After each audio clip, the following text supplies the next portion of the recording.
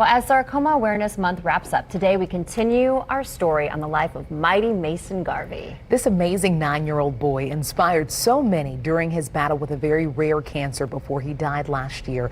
And you know, yesterday, Randall, you shared with us the bond that the Garveys have with the physician that was helping them.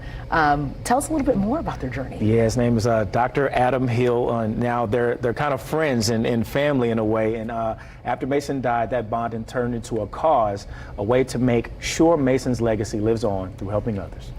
The legacy of mighty Mason Garvey is still inspiring many, including his parents. And if we can do half of what he did, we're going to do pretty darn good.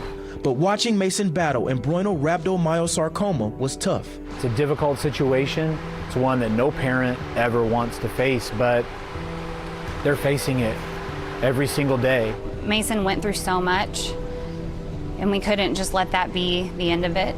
And that's why just a few days after Mason took his last breath, they called Riley Hospital for Children. The first call that we made to a Riley person after Mason's passing was to Dr. Hill. The doctor turned friend who walked them through their darkest times. Heather and Kevin are incredible human beings. They mean a lot to me personally. He was honored to walk with the family, getting them through Mason's last days. But this time, they didn't want his help. They wanted to help him and his program at Riley. Because Riley doesn't have a formal hospice care program for children, palliative care really are the ones who are responsible for kind of working with the families and setting up hospice care. We want to help. Like, this has to change. We do not want any child, we do not want any family to have to go through this experience. So they created a fundraiser to help Dr. Hill and his palliative care team. From the time a patient may have a diagnosis to potentially the last days of their life, their care is exceptional. They do incredible work. That there are a lack of resources for pediatric patients when it comes to making sure once they leave the walls of the hospital, families continue to get what they need. To get families with sick kids through those tough days. A vast majority of our program is philanthropically funded. And we want to change that. You know, they need more money, they need more people. Specifically, their mission is about helping us to hire a nurse for our program so that we can have a nurse come out to the homes more. Now Kevin, Heather, and Dr. Hill are in this together. You know, they have a special place in my heart. We have a relationship that lives on in Mason's legacy, but also in their story of grief.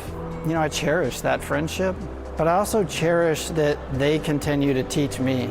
Using the pain of Mason's loss as motivation, but giving people he touched a chance to carry on his name. And yet doing it day after day for the loving memory of their son. And I don't know of anything that's more beautiful than that. We're going to keep his legacy alive, and he's always going to be a part of making change and improving the lives of other kids. I asked them if Mason could see and hear them now, what would they want him to know?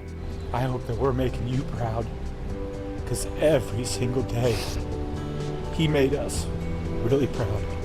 It's an honor to be his parents, and it's an honor to do this in memory of him.